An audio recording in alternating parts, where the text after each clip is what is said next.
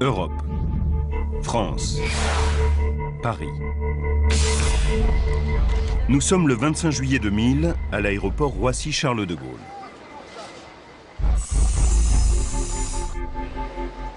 Il est 12h30.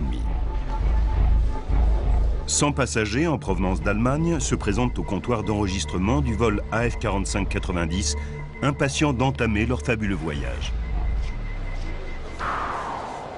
Des vacances de rêve pour un prix d'au moins 10 000 € par personne. Au programme, un vol Paris-New York à bord du légendaire Concorde. Suivi d'une croisière de luxe dans les Caraïbes. Le père de Jörg Maier voulait fêter en grande pompe son départ en retraite. Il avait eu 65 ans en l'an 2000 et il voulait se faire plaisir et en faire profiter son ami. Ils aimaient tous les deux les voyages qui sortaient de l'ordinaire.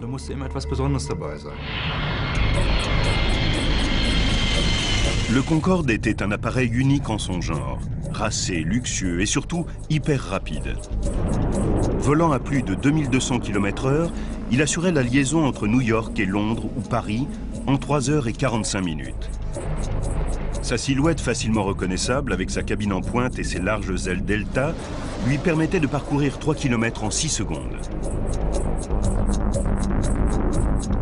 John Hutchinson a été pilote sur Concorde pendant 15 ans. La meilleure façon de le décrire, c'était de le comparer à un pur sang. C'était un avion magnifique, nerveux et puissant, comme, je ne sais pas, comme un cheval qui gagne un derby, si vous voulez.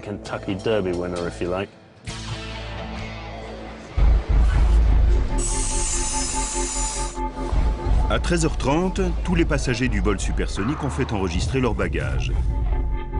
Et le pilote, le commandant Christian Marty, est déjà dans le cockpit pour préparer son vol. Avec lui, les vacanciers sont en de bonnes mains. À 54 ans, c'est l'un des pilotes les plus expérimentés d'Air France et un aventurier aux multiples talents. En 1982, Christian Marty avait fait la une des journaux en étant le premier Français à traverser l'Atlantique en planche à voile. Avant le décollage, le commandant Marty procède aux dernières vérifications. En ce début d'après-midi, Gilles Legelin, contrôleur aérien hautement qualifié, vient de prendre son poste.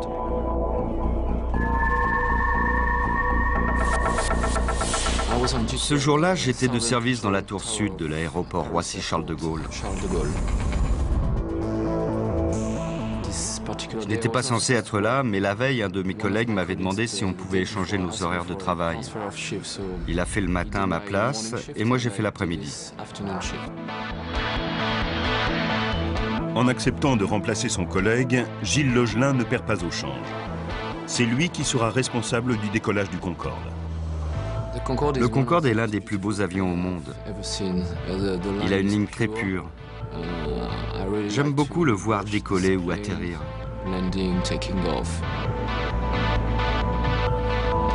En procédant aux vérifications avant décollage, le commandant Marty découvre que le moteur numéro 2 a un problème technique.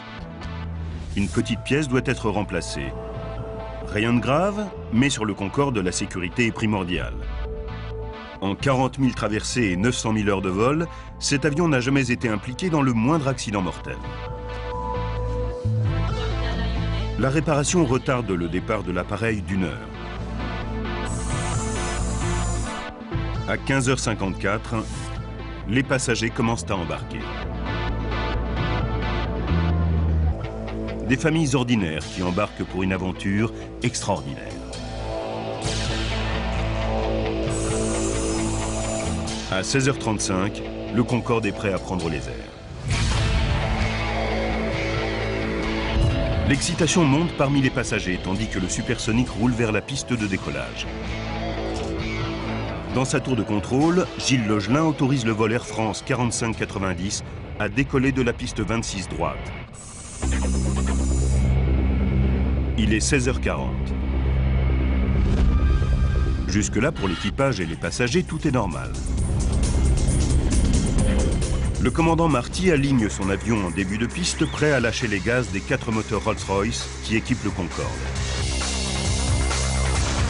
Pour le pilote à la retraite John Hutchinson, c'était toujours un moment à part. En appuyant sur les manettes des gaz, on sentait comme une pression dans le bas du dos lorsque l'avion accélérait sur la piste. On aurait dit qu'il voulait monter dans le ciel le plus rapidement possible pour rejoindre son milieu naturel.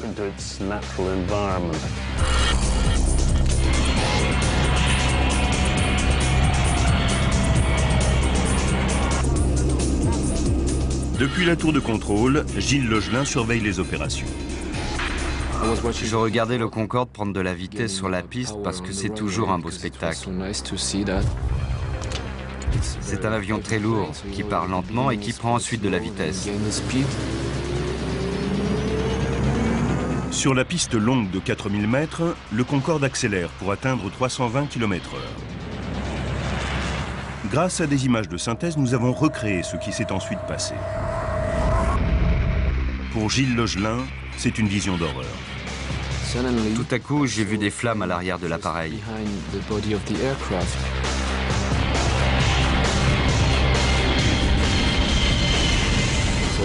J'ai sauté sur mon micro et j'ai dit « Air France 4590, vous avez des flammes derrière vous ». Le commandant Marty ne peut pas voir les flammes. Lancé à 328 km/h, le Concorde est désormais obligé de décoller. Il ne lui reste plus en effet que 2000 mètres de piste et il lui en faudrait 3000 pour être sûr de pouvoir s'arrêter. À une telle vitesse, quelle que soit la situation, l'avion doit décoller. Il ne pouvait pas interrompre le décollage. Je regardais les flammes et j'ai vu le nez du Concorde se relever.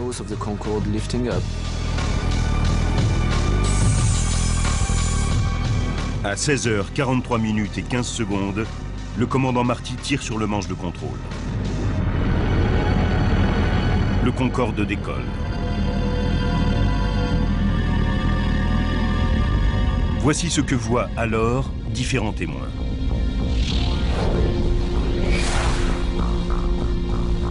Martine Bornet travaille dans un bureau à la limite ouest de l'aéroport. À 16h44, elle assiste à un terrifiant spectacle. Alors le jour du crash du Concorde, j'étais donc dans mon bureau et j'ai aperçu par ma fenêtre le Concorde a décollé avec l'arrière de l'avion d'énormes flammes. J'ai eu très peur puisque l'avion allait peut-être exploser juste là devant nos bureaux. L'avion en flammes passe juste au-dessus des bureaux en question.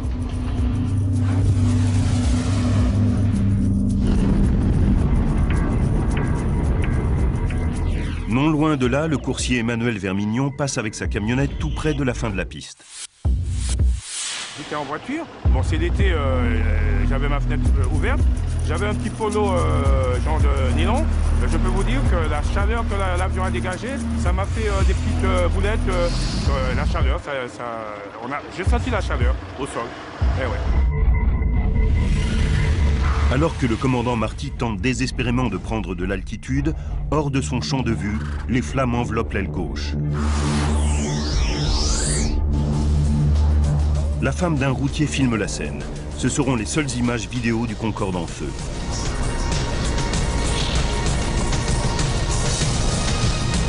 Ce document amateur sera un élément clé de l'enquête.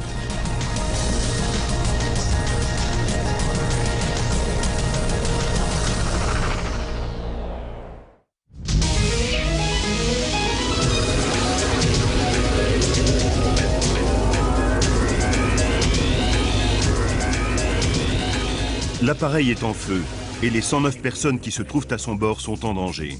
Les prochaines 69 secondes seront critiques. 16h43 et 30 secondes. Le Concorde a du mal à se maintenir. Il n'est qu'à 30 mètres du sol et menace de s'écraser. La ville de Gonesse et ses 25 000 habitants sont pile sur sa trajectoire.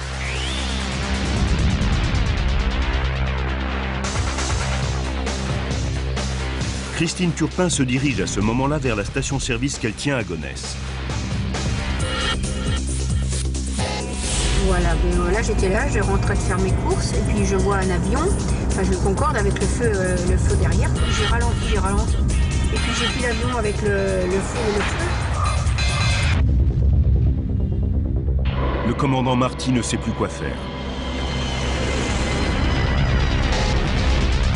L'aile gauche du Concorde se désintègre. Patrick Tess, gérant d'un hôtel, se trouvait sur la trajectoire de l'avion. J'étais dans mon bureau, je téléphonais avec une agence de fenêtres qui donne sur les pistes. Et un bruit énorme m'a empêché de continuer ma conversation, le bruit d'avion, vers le bruit. Et là, j'ai vu arriver le Concorde en flammes, qui gitait fortement.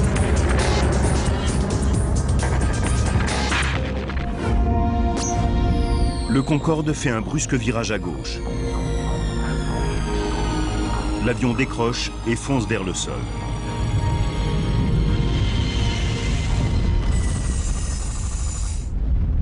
Il est 16h45. C'est le moment que redoutent tous les contrôleurs aériens.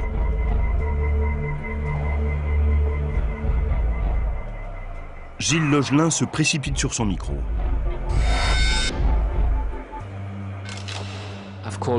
J'ai appelé le vol Air France et j'ai dit « Air France 4590, me recevez-vous » Air France 4590, me recevez-vous? J'ai répété ma question. Air France 4590, me recevez-vous? Mais je n'ai eu aucune réponse.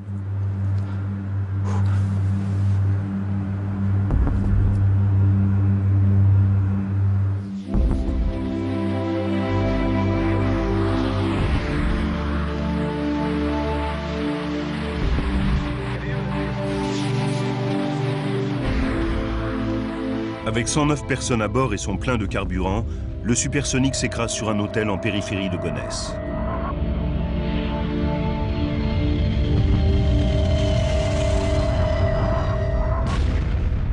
Une gigantesque boule de feu envahit le bâtiment. Alice Brooking, une enseignante britannique, vient de prendre une chambre au premier étage. Je me suis précipitée vers la porte.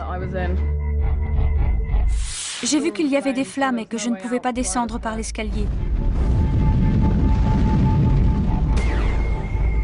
J'ai traversé la pièce pour aller à la fenêtre.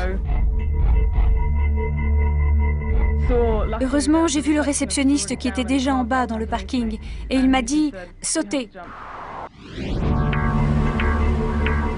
Au même moment, Christine Turpin est témoin de l'explosion.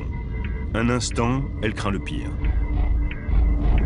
Et en partant comme ça, paf, il est tombé. Et moi, d'ici, j'ai cru qu'il était tombé sur la station. Donc je pensais qu'il y avait ma fille, la petite fille, le caissière et tout, que tout le monde était mort. Juste au moment où elle arrive, un accoudoir de l'avion tombe sur la station-service.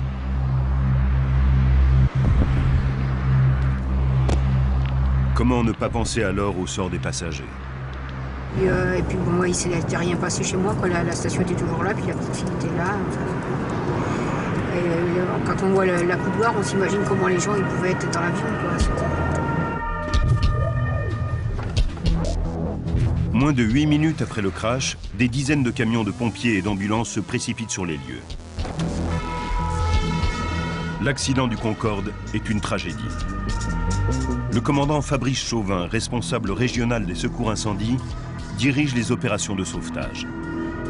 J'ai plusieurs choses qui me passent par la tête. Donc ce qui était important pour moi, c'était de cadrer l'intervention en deux parties bien distinctes. La partie accident d'avion, extinction d'un probable incendie, dégagement des victimes. Et d'un autre côté, la partie soins des victimes, traitement avant leur évacuation vers un hôpital.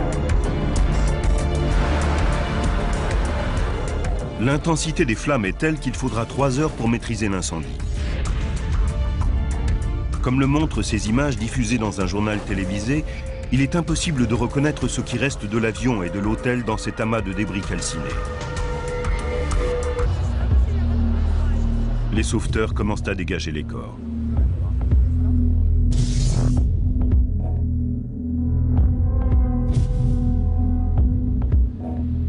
L'une des employées de l'hôtel qui a péri dans l'accident est une étudiante de 19 ans, Kenza Rachid, qui avait commencé ce job d'été la veille de l'accident. Une femme de ménage, Devrani Shundu Singh, décède également, laissant derrière elle 2 enfants.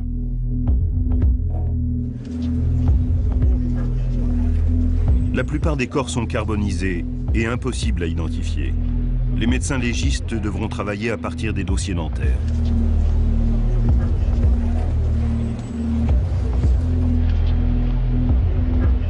Pour les proches des victimes, comme Jörg Meyer, l'attente est interminable. L'un des moments les plus pénibles, ça a été l'identification de mon père et de son ami. Il faut dire qu'il ne reste pas grand-chose d'un passager après un accident d'avion. C'était très dur. Les médecins légistes mettront 2 semaines à identifier les restes de son père. C'était interminable. C'est très difficile à supporter au jour le jour.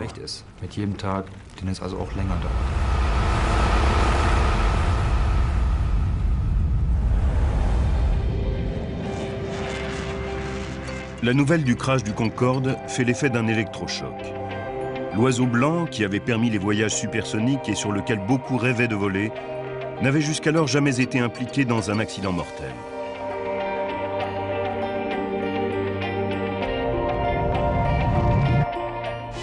Mais 120 secondes ont suffi à ternir à jamais la légende.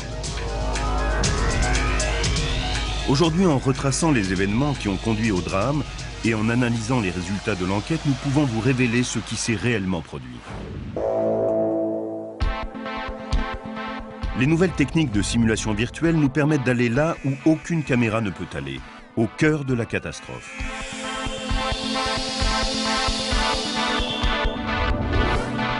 Le bureau enquête accident, le BEA, avait immédiatement dépêché sur place ses meilleurs experts. Grâce aux informations qu'ils ont recueillies, nous pouvons maintenant reconstituer l'enchaînement des faits et comprendre ce qui a conduit à cette terrible tragédie. Au début de l'enquête, aucune hypothèse n'est écartée. Le commandant de bord a-t-il commis une erreur ou cet avion réputé parfait recélait-il un défaut technique? Les enquêteurs commencent par une vérification de routine de la liste des passagers et des bagages. Ils découvrent immédiatement un fait suspect. 19 bagages embarqués n'apparaissaient pas dans l'état de charge. Ils n'appartiennent pas aux passagers du vol AF4590. Un terroriste aurait-il pu cacher une bombe dans l'avion? Ce ne serait hélas pas la première fois. En 1988, 270 personnes ont trouvé la mort dans l'accident de Lockerbie, lorsqu'une bombe placée dans un bagage a explosé et détruit un Boeing 747 de la Pan American. À Gonesse, les enquêteurs quadrillent la zone de l'accident pour procéder à des recherches méticuleuses. Ils photographient et étiquettent tout ce qu'ils trouvent dans chaque section.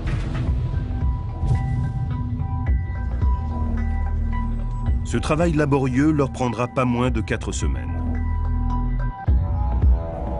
Tous les débris de l'avion sont ensuite emportés pour être identifiés et analysés dans 3 hangars de l'aéroport du Bourget. Voici tout ce qu'il reste de l'hôtel. L'impact du crash et la force de l'incendie ont réduit un bâtiment de 40 chambres en un tas de gravats.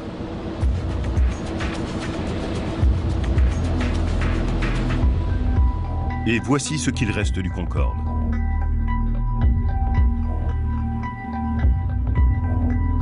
Ce fleuron de la technologie moderne n'est plus qu'un amas enchevêtré de caoutchouc carbonisé, d'aluminium, de plastique fondu et de systèmes hydrauliques déchiquetés. Les enquêteurs du BEA séparent et identifient chaque pièce. Dans ces débris calcinés se trouvent sans doute les indices qui pourront expliquer le crash du Concorde.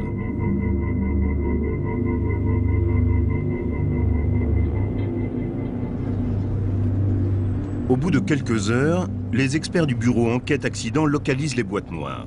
Ces appareils embarqués sur chaque avion enregistrent les paramètres techniques essentiels et les conversations dans le cockpit.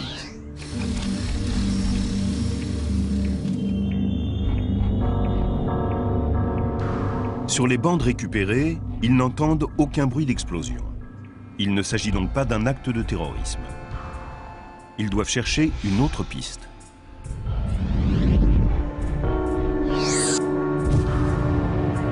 Ils s'intéressent alors à la réparation de dernière minute réclamée par le commandant Marty avant le décollage. Ils savent que le Concorde était arrivé de New York la veille, avec un problème sur l'inverseur de poussée du moteur numéro 2. Les inverseurs de poussée aident l'appareil à ralentir après l'atterrissage. Les enquêteurs analysent avec soin les paramètres du vol, mais rien ne leur permet de conclure qu'un inverseur défectueux puisse être à l'origine de l'accident. En attendant que les causes du crash soient déterminées, les autorités françaises suspendent le certificat de navigabilité des vols Concorde d'Air France. Toute l'attention se concentre désormais sur les 120 secondes qui ont suivi le décollage du Concorde. Le commandant John Hutchinson a effectué des centaines de décollages sur cet appareil. Une fois l'avion aligné sur la piste, le commandant déclenche le chrono et pousse à fond la manette des gaz. Le rôle du commandant de bord est de maintenir une trajectoire rectiligne sur la piste. Le copilote, lui, doit annoncer les vitesses. Quant à l'officier mécanicien navigant, il vérifie tous les instruments, en particulier ce panneau, les instruments moteur-réacteur.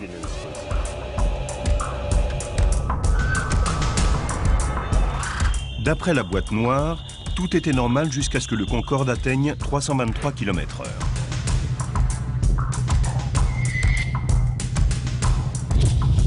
L'appareil est alors à 79 secondes de la catastrophe.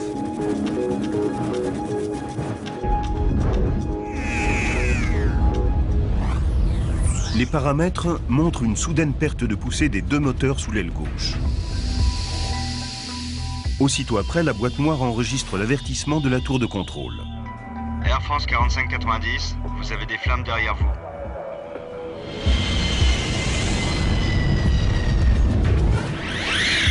Mais Christian Marty ne peut plus faire machine arrière. La piste n'est plus assez longue pour stopper l'avion en toute sécurité. Il est obligé de décoller. Il a tiré le manche de contrôle pour que le nez de l'avion fasse un angle de 12,9 degrés avec la piste. Il avait des problèmes avec ses moteurs de gauche qui ne fournissaient pas la poussée nécessaire. Il a dû batailler pour garder le contrôle de l'avion et prendre de la vitesse. Mais bien sûr, il n'y est pas parvenu à cause de la défaillance des moteurs de gauche. Les enquêteurs se concentrent désormais sur les moteurs. Pourquoi ont-ils perdu de la puissance à un moment aussi crucial?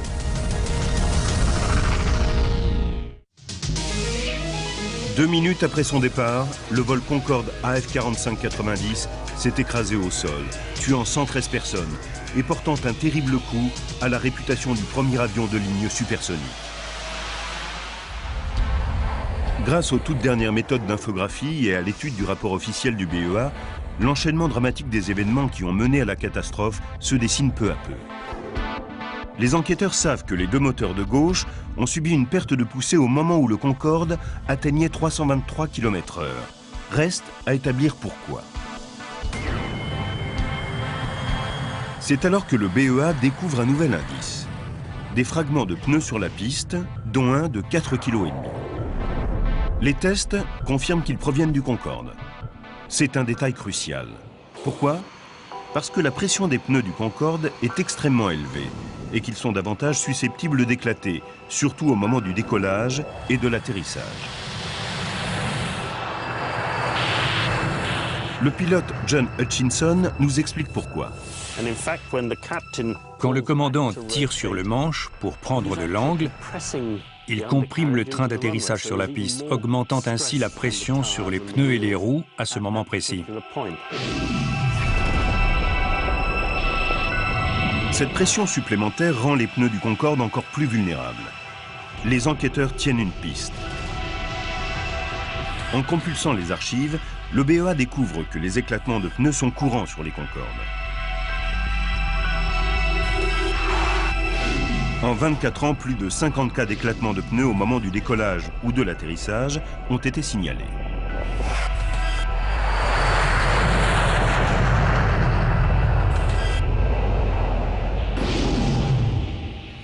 L'un des incidents les plus graves avait impliqué un autre Concorde d'Air France à l'aéroport de Dulles, à Washington, en 1979. Bill Lightfoot se trouvait à bord de l'appareil ce jour-là. J'ai vu un énorme trou sur l'aile de l'avion. Il y avait des fragments d'aluminium ou d'un alliage métallique et du liquide qui s'échappait de ce trou.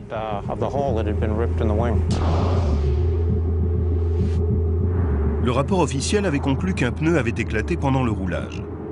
Ensuite, la partie métallique de la roue avait surchauffé et explosé juste avant le décollage.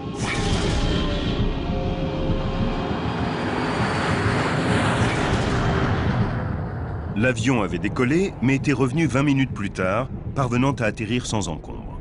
Cet incident entraîna un renforcement de la sécurité lié aux pneumatiques.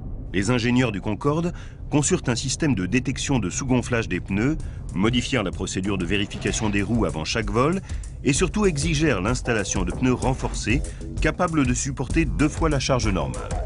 Écoutons l'expert aéronautique David Lermont.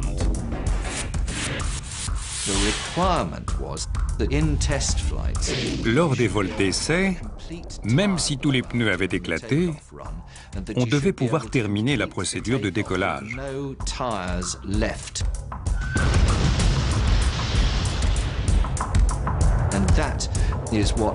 Les nouvelles roues répondaient à ces exigences et n'ont plus jamais posé de problème par la suite. Du moins pendant 18 ans, et jusqu'à la catastrophe de Gonesse. Malgré les mesures de sécurité, l'un des pneus du Concorde a éclaté.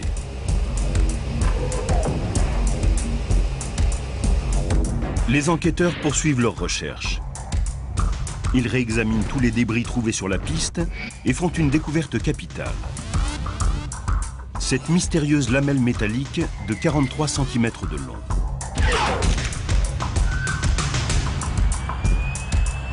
Elle coïncide parfaitement à l'entaille retrouvée sur le pneu du Concorde.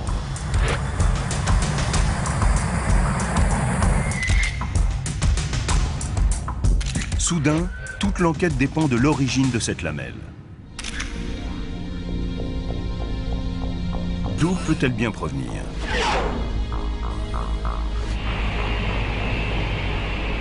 Commence alors un minutieux travail de détective. Il faudra aux enquêteurs 5 semaines pour comparer la lamelle aux milliers de pièces qui composent les avions. Les enquêteurs finissent par découvrir que cette lamelle métallique provient du capot de l'inverseur d'un moteur de DC-10. Le suivi de vol de Paris confirme qu'un DC-10 de la compagnie Continental Airlines a décollé 5 minutes avant le Concorde. Lorsqu'on retrouve l'avion en question à Houston, au Texas, il manque bel et bien une pièce au capot d'inverseur, une lamelle métallique qui avait été fixée 16 jours plus tôt lors d'une opération de maintenance du DC-10. Quand David Lermont voit pour la première fois des photos de cette pièce, il est stupéfait. Ses bords étaient vraiment mal finis, pas seulement parce que le Concorde lui avait roulé dessus, mais parce qu'elle avait été fabriquée comme ça à l'origine. Elle avait été usinée comme ça dès le départ. La seconde chose qui m'a étonné, c'est qu'un tas de trous avaient été percés pour pouvoir mettre des vis ou des rivets. Il y en avait partout. Pour les enquêteurs, le scénario de l'accident se précise. C'est sans doute bien la lamelle métallique qui a provoqué le crash du Concorde. 81 secondes avant le crash, le Concorde AF4590 roule sur la piste à 323 km/h. C'est alors qu'un pneu heurte la lamelle métallique. Il éclate et un énorme morceau de pneu en caoutchouc de 4,5 kg est brusquement projeté contre l'aile. Or, les réservoirs de carburant du Concorde se trouvent dans les ailes. Et ces voilures Delta ne sont pas conçues pour supporter un tel impact. Ce cas de figure n'avait jamais été envisagé durant les essais de certification de l'appareil. On avait alors estimé qu'en cas d'éclatement d'un pneu, les fragments qui pourraient se détacher ne pèseraient pas plus d'1 kilo. Le fragment qui heurte l'aile du Concorde ce jour-là pèse quasiment 5 fois plus. Personne n'avait envisagé un tel impact.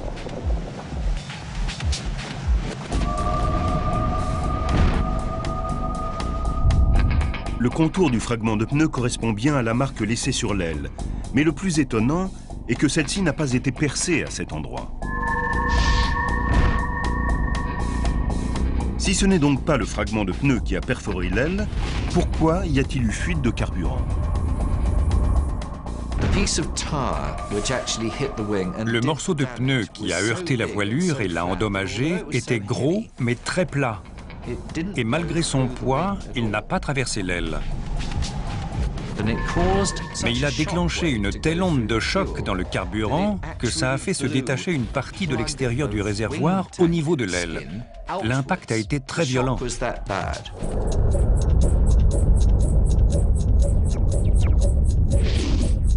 Lorsque le morceau de caoutchouc heurte l'aile, une onde de choc perfore l'endroit le plus faible du réservoir et le carburant jaillit à l'extérieur. Le kérosène se répand dans le moteur au rythme de 75 litres par seconde. Mais même lorsque du carburant coule sur un moteur, il faut une étincelle pour l'enflammer. D'où est venue cette étincelle?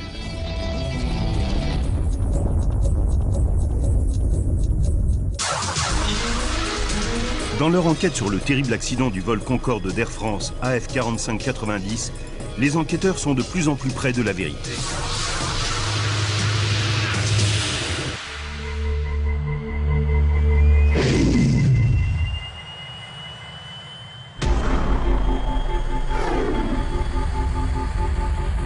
Alors que l'avion prend son élan, une lamelle métallique fait éclater un pneu.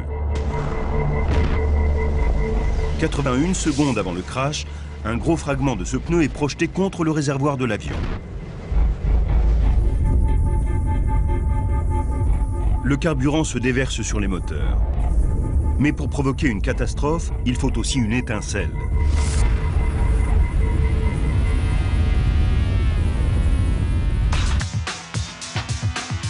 L'enregistrement des conversations dans le cockpit révèle que les pilotes ont eu un problème pour rentrer le train d'atterrissage après le décollage. Alors que le Concorde a du mal à prendre de la vitesse, le commandant Christian Marty demande que le train soit rentré. Le train ne réagit pas.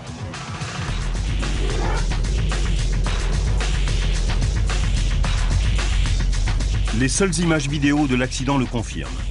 Le train d'atterrissage est sorti.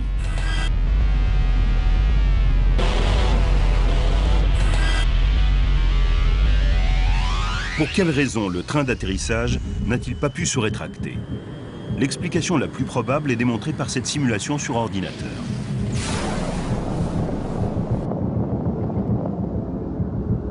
Des éclats du pneu éclaté sont projetés dans le puits du train d'atterrissage, où il sectionne plusieurs câbles électriques. Le train d'atterrissage est bloqué en position sortie. Pire encore, les câbles dénudés sont ballottés dans tous les sens par l'énorme flux d'air.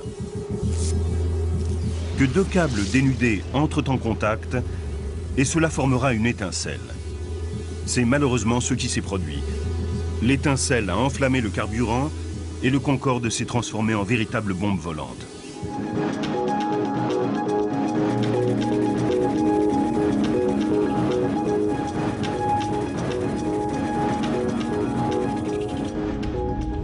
Voici ce qu'a dû vivre le commandant Christian Marty dans le cockpit.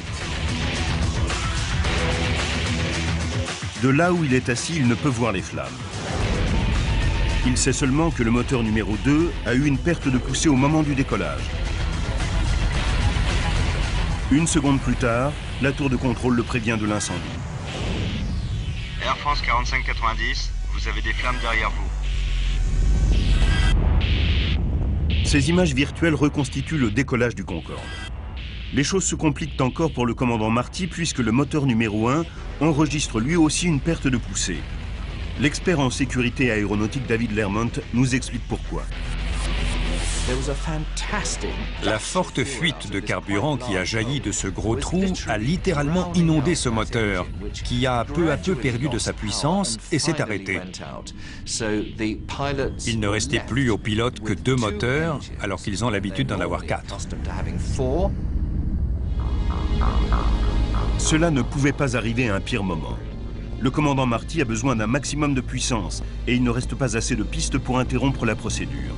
Il réussit tant bien que mal à faire décoller l'avion.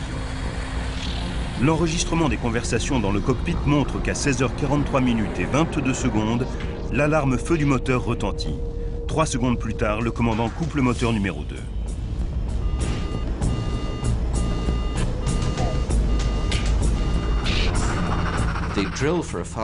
La procédure en cas d'alerte incendie est de couper le moteur et l'arrivée du carburant et d'actionner ensuite l'extincteur à incendie pour tenter d'éteindre le feu.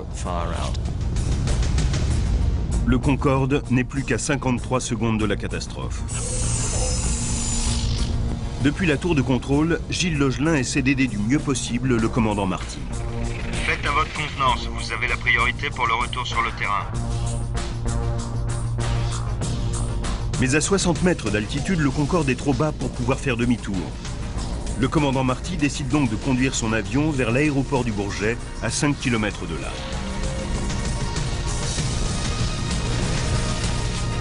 Mais l'incendie est à présent si violent que la voilure du Concorde fond et se désintègre progressivement. À l'arrière de l'aile du Concorde se trouvent des commandes de vol appelées élevons qui permettent au pilote de faire monter ou descendre le nez de l'appareil. L'incendie était tellement violent que la structure arrière de l'avion était littéralement en train de se désintégrer. Ces commandes de vol devenaient inutilisables. Au même instant, on entend sur les enregistrements l'alarme de détection de fumée des toilettes. Pour les passagers, la fumée en cabine devait être insoutenable. Le Concorde n'est plus maintenant qu'à 49 secondes de la catastrophe.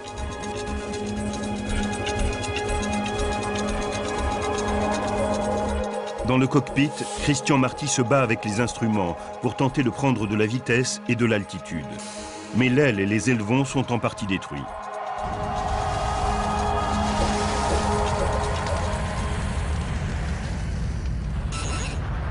Plus que 33 secondes. L'alarme feu du moteur se déclenche de nouveau et retentira jusqu'à la fin du vol. Le commandant Marty n'a plus beaucoup de solutions. Même la piste du Bourget, qui n'est plus qu'à 3 km, est trop loin. Il ne reste plus que 11 secondes. La tour de contrôle entend les dernières paroles de Christian Marty. Trop tard. Pas le temps.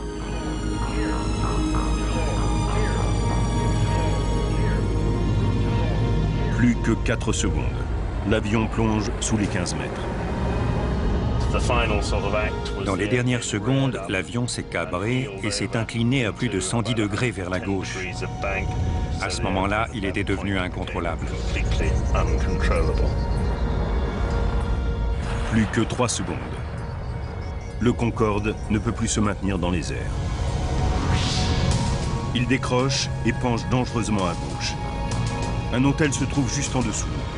L'avion est sur le point de s'écraser.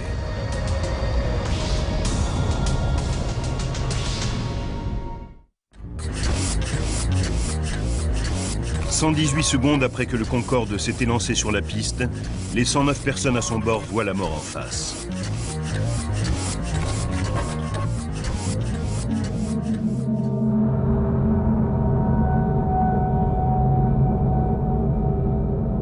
Deux secondes plus tard, le Concorde s'écrase sur un hôtel.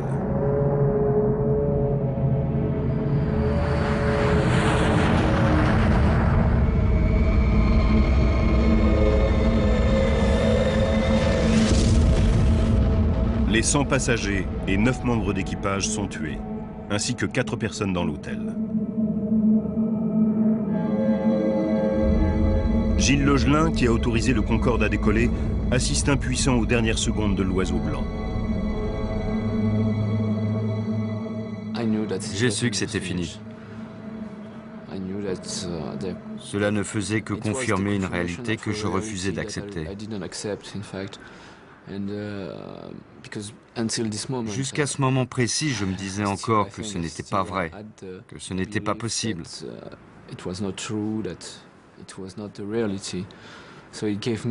J'ai compris à ce moment-là que c'était bien fini, que l'impensable venait de se produire. Le Concorde s'était écrasé.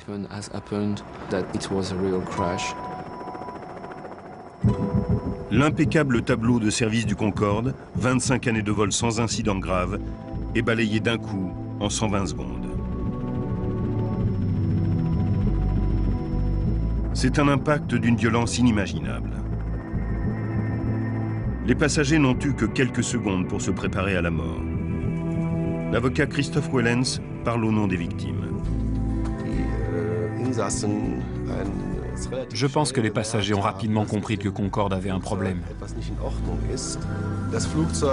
L'avion n'est pas monté et ensuite une aile a pris feu. Il volait à basse altitude, au ras du sol, et puis il s'est mis à pencher.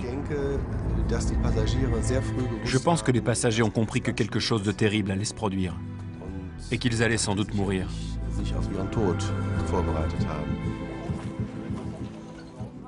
2 jours après la catastrophe, les proches sont autorisés à déposer des fleurs sur le lieu de l'accident.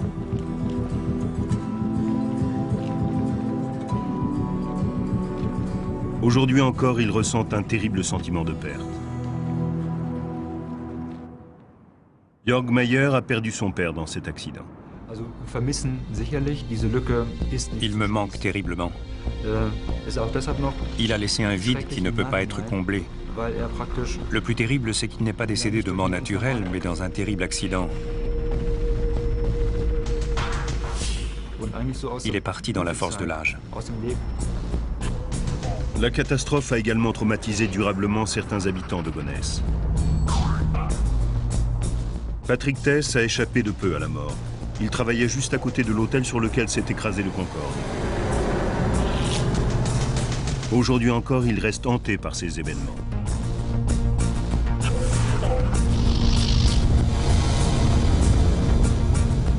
Lié à ce que j'ai vu, les cadavres, l'incendie,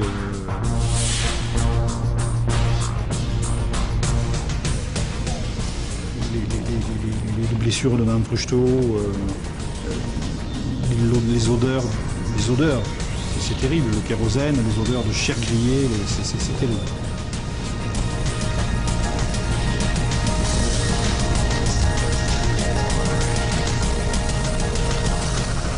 Pour le Concorde, la catastrophe de Gonesse marque le début de la fin. 3 semaines après le crash, tous les Concordes sont cloués au sol. Air France et British Airways, les 2 compagnies qui opèrent le supersonique, se voient contraintes de revoir drastiquement leurs normes de sécurité. Les pneus sont renforcés pour continuer à être fonctionnels, même après avoir été crevés par une lame de 30 cm de long. Les ingénieurs équipent les réservoirs de carburant d'un revêtement en Kevlar, à l'épreuve des balles, pour éviter toute perforation. Ils renforcent la protection des câblages électriques des puits des trains principaux.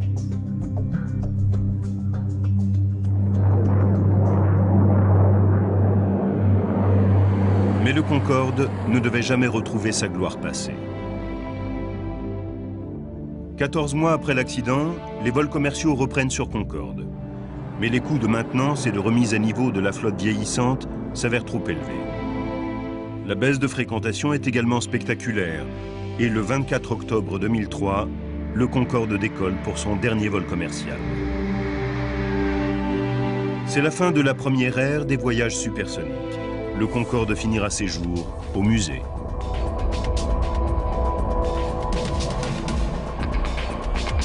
Ce dramatique après-midi de juillet à Paris n'a donc été que le résultat d'une succession d'événements malencontreux. Une lamelle métallique sur la piste perfore un pneu, ce qui projette des morceaux de la roue contre l'aile. Une onde de choc entraîne une perforation du réservoir et une fuite de carburant. Et des débris sont projetés dans le train d'atterrissage où il sectionne des câbles électriques. Une étincelle se produit, déclenchant un incendie juste au décollage, moment particulièrement sensible. Dès lors, le Concorde est condamné.